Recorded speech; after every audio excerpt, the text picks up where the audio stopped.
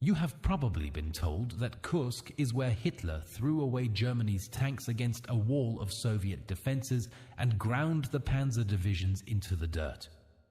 The German records say something else. Germany went into Kursk with around 2,500 tanks. It came out with most of them.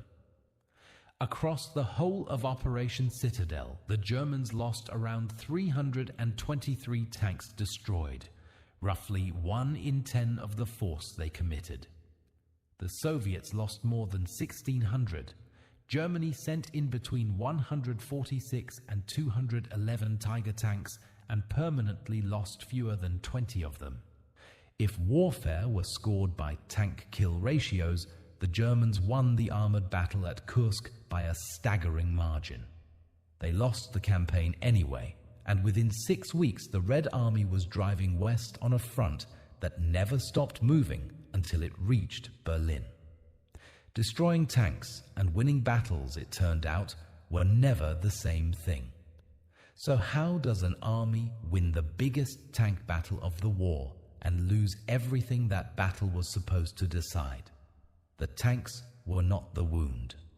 The answer starts with a decision that looked reasonable from inside Hitler's headquarters and turned out to be fatal for reasons that had almost nothing to do with the thing history blames. By the spring of 1943, the winter had ended badly for Germany. An entire army had surrendered at Stalingrad. Then, in February and March, Erich von Manstein had pulled off one of the most impressive operational recoveries of the war, retaking the city of Kharkov and stabilizing a front that had looked close to collapse. When the spring mud froze the fighting in place, the line had a large bulge in it around the city of Kursk, pushing west into German-held territory. That bulge was the obvious target. It was the most exposed point in the entire Soviet line, vulnerable to attack from the north and the south at once. Pinch it off, trap the Soviet armies inside it, and Germany could shorten its front, free up divisions, and inflict the kind of catastrophic loss that might force the Red Army back onto its heels for another season. The German command was not united on this. Manstein wanted to strike early, while the Soviets were still off balance from the winter fighting. Heinz Guderian, the man rebuilding Germany's tank forces, wanted no part of it, and said so. He thought the Panzer divisions should be saved for 1944, not spent on a frontal assault into a position the enemy could see coming. Walter Model, the general who would have to lead the northern attack, looked at aerial photographs of the Soviet defenses going up across the salient and told Hitler he did not have enough men or tanks to break through them. 3 of Germany's best generals reached 3 different conclusions, and Hitler chose a 4th. He would attack, but not yet. He would wait for the new tanks. The logic behind it was real enough. In the summer of 1943, the German army was at the peak of its technical advantage over the Soviets for the entire war. The Red Army was still building almost its whole tank force around a single 76mm gun. Against that, Germany was fielding the Tiger with armor that Soviet guns struggled to penetrate at any range, and the new Panther designed to outshoot anything the Soviets could put in front of it. A German tank crew in a Tiger could engage and kill Soviet armor from distances at which the Soviets could not effectively shoot back. Hitler looked at that gap and made a bet a lot of commanders would have made. Wait for enough of these machines to reach the front, and the quality of the German tank could overwhelm the quantity of the Soviet one. On paper, the math worked. In practice, half the bet broke down before it fired a shot. Of the roughly 184 Panthers rushed to the front for Kursk, mechanical failure knocked out around 100 in the first few days. The transmissions shattered under the tank's weight, the fuel pumps leaked and set engines on fire, and by the 6th day of the offensive, only about 10 Panthers were still running. The wonder weapon Hitler had waited months for spent the battle being towed to repair shops.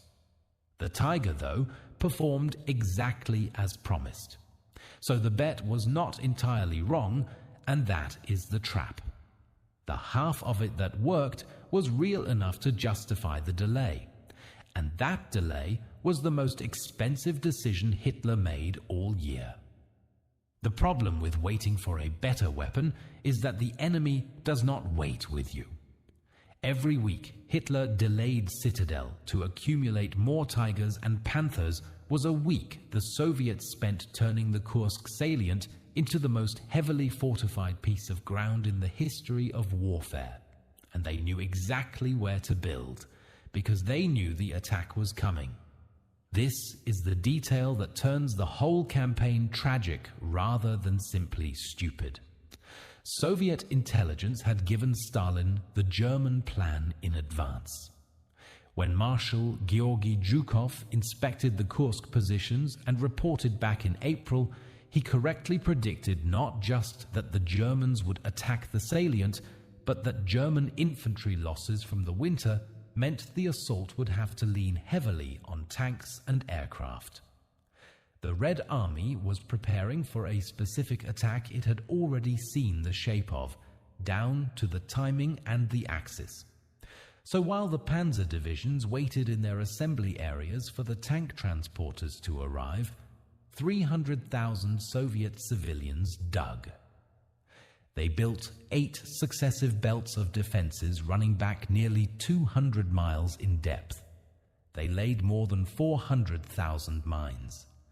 They dug trenches that, laid end to end, would have stretched further than the distance from Moscow to Madrid. Behind it all, they massed the largest concentration of artillery the Eastern Front had yet seen, and they held their best tank armies back in reserve, refusing to feed them into the first line. The Soviets had also learned how to absorb a German attack. They put their least experienced units in the forward belts to take the first shock, and held their veteran formations back to counterattack once the German advance had worn itself down against the depth. The cost would fall hardest on the men in the front line, and that was by design. By the time Hitler finally launched Citadel on the 5th of July, the technical edge he had held out for was real. The wall in front of it was now nearly impossible to climb. He had spent 2 months sharpening his sword and handing the enemy the time to dig a moat. Guderian saw it coming. In a conversation that summer, he asked Hitler directly why Germany needed to attack at all in the East that year. Hitler's answer, by Guderian's account, was that whenever he thought about the attack, his stomach turned over. He launched it anyway. When the attack came, it went almost exactly the way the German tank crews would have hoped, and almost exactly the way the German strategy could not afford. In the north, Model's attack stalled fast. His tactics relied on infantry to break the line before the armor went through, and his infantry was not strong enough to do it against defenses that deep. He ground forward 9 miles in 6 days and never reached his first day's objective. In the south, Hoth's 4th Panzer Army did better, and at a place called Prokhorovka, they ran into the Soviet reserve that had been held back for exactly this moment, the 5th Guards Tank Army. The collision at Prokhorovka on the 12th of July became the most famous tank battle in history and one of the most thoroughly misremembered. The legend says the Soviets stopped the SS Panzers in a glorious head-on charge that destroyed hundreds of German tanks and saved Kursk. The German records say something close to the opposite. The 3 SS divisions in the fight, Leibstandarte, Das Reich and Totenkopf, had dozens of tanks damaged that day, but their total write-offs, the tanks gone for good, numbered fewer than 10. The Soviet Fifth Guards tank army, hurling itself at close range against the longer-ranged German guns, lost several hundred. Tactically and numerically, the Germans won at Prokhorovka. Pavel Rotmistrov, the Soviet commander whose tank army was wrecked at Prokhorovka, filed an after-action report that wildly inflated the German losses. That report, not the German records, became the Soviet account, and the Soviet account is what the West repeated for half a century. The real German numbers stayed buried in quartermaster files until historians like David Glantz and Karl-Heinz Frieser pulled them out of the archives in the 1990s. The low German figures also have a mechanical explanation. A tank counted as a total write-off only if it was obliterated or left on ground the enemy captured. The Germans were experts at hauling damaged tanks back to the workshops overnight and returning them to the line within days. So a knocked-out Panzer on ground they still held often came back. A Soviet tank in the same state, on that same ground, was gone for good. Holding the field was worth more than winning any single duel, and at Prokhorovka the Germans held it. The historian David Glantz, who spent decades inside the Soviet archives, put his finger on what almost every documentary misses. German armored losses at Kursk were not catastrophic. The losses among the infantry were.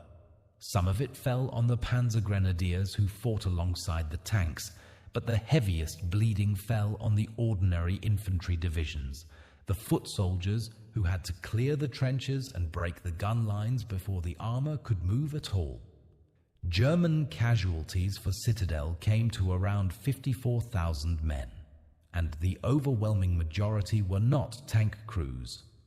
They were the men on foot in the defensive belts.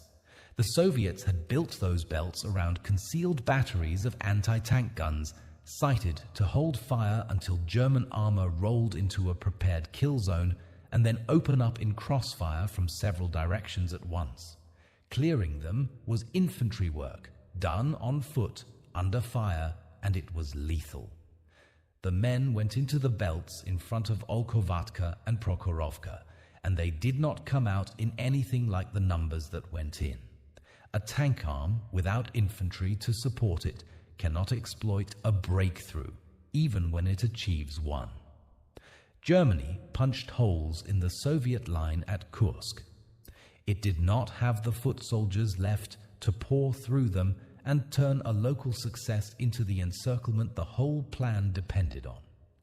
The Panzers were winning their private battle, while the army around them was being hollowed out, and a tank that wins every duel still loses the war if the men who hold the ground behind it are gone.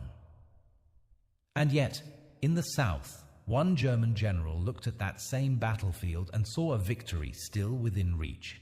He would spend the rest of his life insisting he had been right. Quick aside before we get to him. If this is the kind of history you have been looking for, subscribing is what keeps the channel making it. Now, back to the general who thought Kursk could still be won, and the order that stopped him. On the 13th of July, the day after Prokhorovka, Hitler summoned Manstein to his headquarters in East Prussia and told him Citadel was over. Three things had landed at once.